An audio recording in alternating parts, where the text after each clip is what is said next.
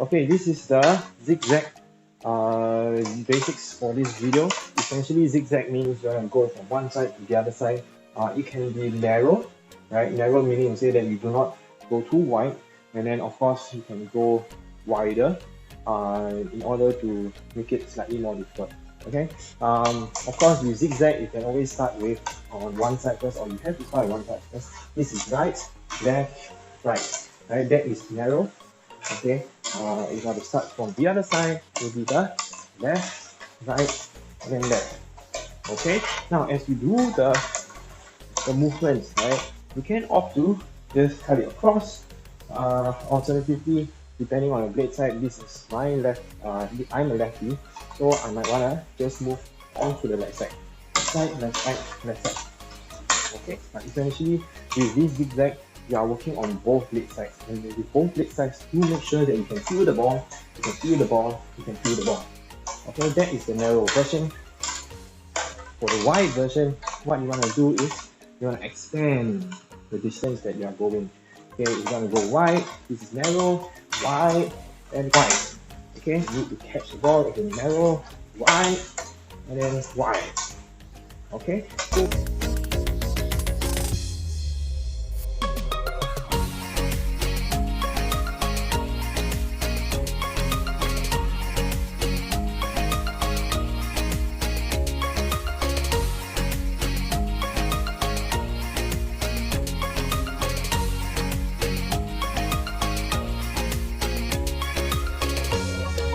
more equipment you can add on a couple more cones. If you do not have cones, by all means use small items, whether is it a pair of socks, water bottle, that is also fine as well. This is the zigzag move. Okay, this is actually the push and pull.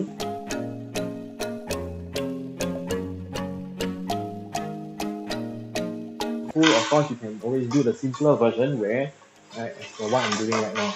Of course, there's also another term for it, it's no drag. I just prefer to call it push and pull because it's a lot more easier to explain. Why? Because you need to push the ball forward before you pull the ball back. Right? Push and pull. Now, while doing this push and pull, there's the need to rotate the stick. Right? In terms of rotating the stick, the hand that is rotating the stick is actually the hand that's holding on top of the shaft. Right? So as I'm pushing, I'm rotating the stick before I pull it back. So all rotations, or rather the full rotation, is being done by the hand that's above, or rather on top of the stick. Then what about the hand that's below? The hand that's below is more or less stabilizer, helping push to guide. That's about it. Cones, or again, items that is available around your home. You can now move sideways. Okay, you can train moving sideways, whereby I'm going to move towards the right side towards the left, and left side towards the right. And same thing around here.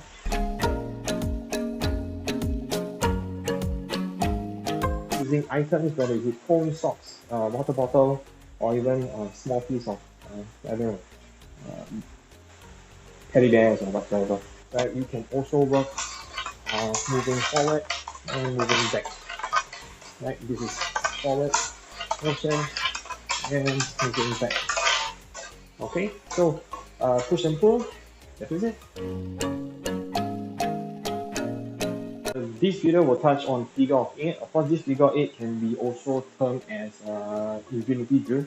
Okay, nonetheless, this is how the ball will be moving when it's on the ground. So it looks like as if it's infinity, or if you're turning upside down, it looks like as if it's a figure of 8.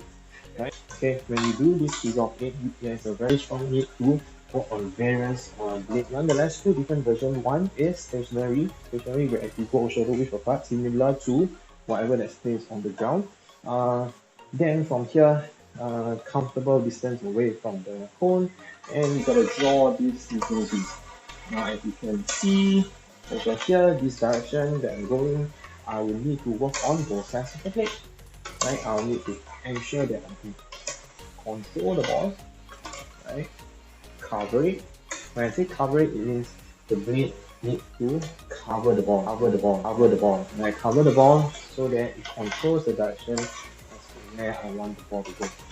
Then of course, if I go the other side, do it this way. Now you can see here the blade movement I'm using right now is slightly different as per the other direction.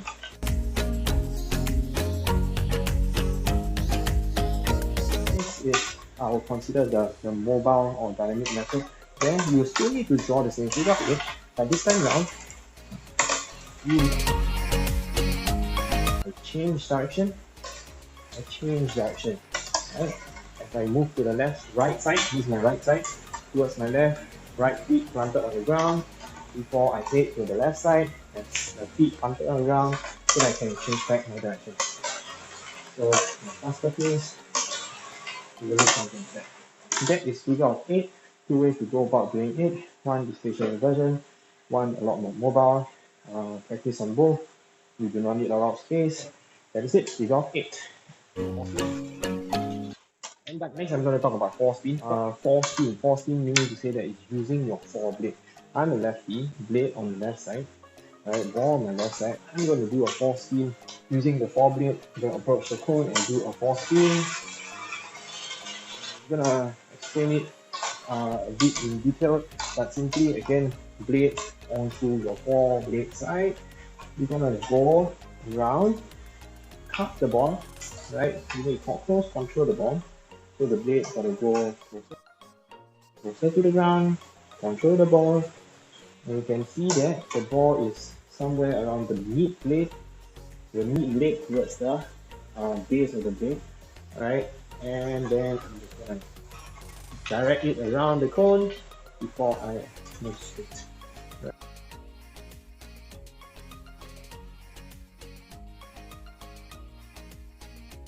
That itself is the Fore-Spin basics that you can do at home. Tutorial, you need to use the back blade in order to work on the spin, right? Using again items you can find around your house. It can be a cone, it can be socks, it can be water bottle, it can be even a teddy bear, so long you can maneuver it around. Okay, so if not, if you've seen my previous my other drill where it's on Fore-Spin, you go towards using a fore blade side. Using the back blade on the other hand, right, you gotta approach it with your back blade. Go back blade all the way, and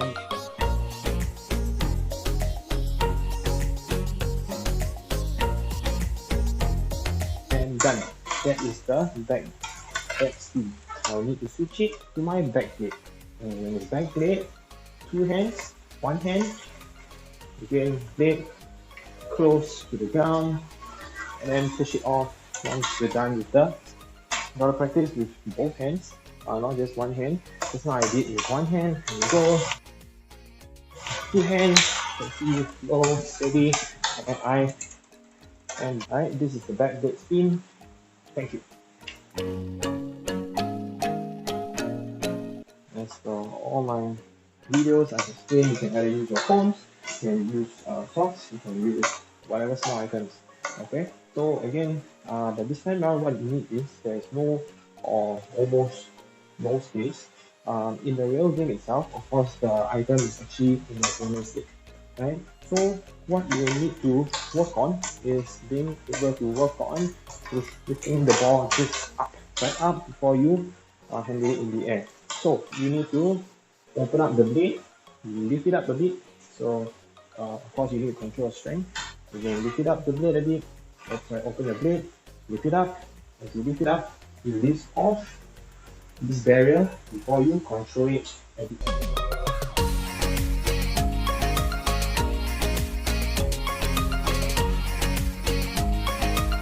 I'll usually do a quick toe drag. I can immediately open up the blade. Okay, to me that's a lot more easier, and then I control it immediately. That's one.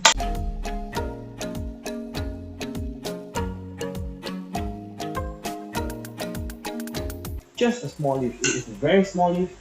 Works in the game where it's in the tight situations, or if you are going at very high speed. You saw a flick over there. Boom, funding, and you're good to go towards attacking your opponent's goalpost. Right? Not that's ding. Basically, it's a forward and backward dribbling. I find it very important because obviously in a floorball you definitely need to forward dribble, but at times you will also need to work on your back dribbling as well. Works on your footwork, works on your skill level, and break, and then I work on my back blade and back dribble. Right, so going back and forth a few times. That's the forward and back dribble. I'm doing it in tandem, meaning to say that when I stop my ball, I stop my movement, and I move, stop the ball, I stop my movement. Then again, 1, 2, 3. That is using both hands. Alternatively speaking, you can also work on 2 hands, 1 hand. 2 hands forward, boom, stop, 1 hand backwards. Okay.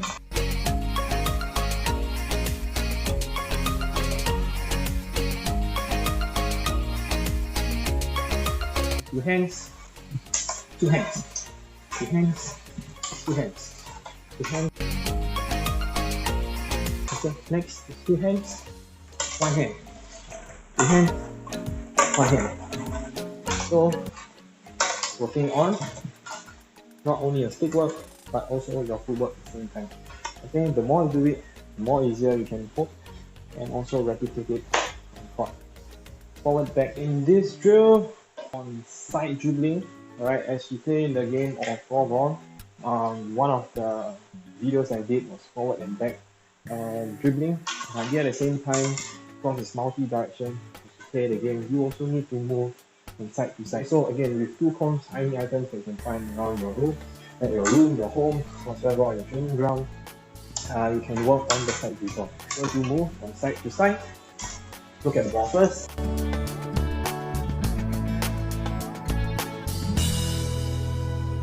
Foot, look at the feet. Right, as I do, I'm just going to do it without a ball. As I do the movement, okay, there is no crossing over. You see, there is no crossing over, and so rather, it looks like as if you're moving just backward. So you can see I shuffle my feet very quickly, shuffle my feet quickly, shuffle my feet quickly, and so that is.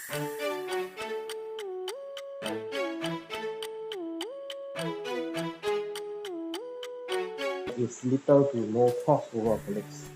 Okay, there's little to no crossover of the legs. On the other hand, again, with the variations, now you do a crossover. Now, but with the crossover, you want to cross over the feet that you want to cross over, and please cross it over at the front. Okay, please don't cross it over at the back. Go slowly, the crossover, crossover, crossover, crossover, crossover, crossover.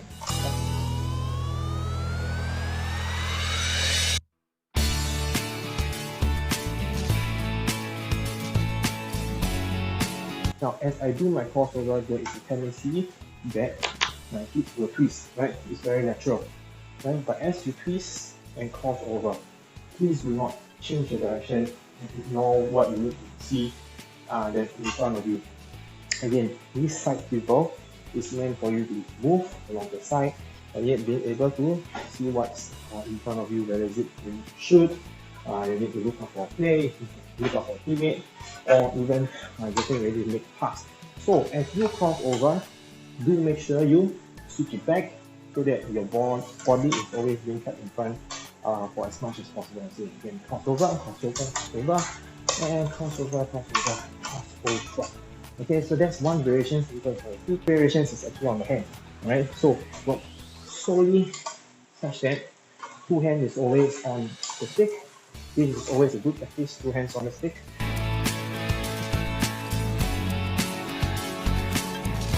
The next variation is playing with 2 hands, 1 hand. Now, of course, when you release it with 1 hand, it is one hand, the hand that's on top of the stick, and not the hand that's on bottom. Okay, that doesn't make sense. So,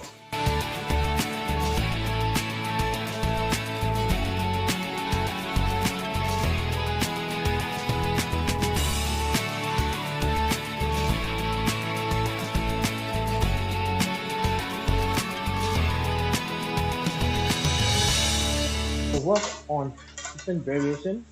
The variations on your hands, on the feet, you want to crossover, no crossover. Very fluid shot. This is the side dribble drill that you can practice. Thank you.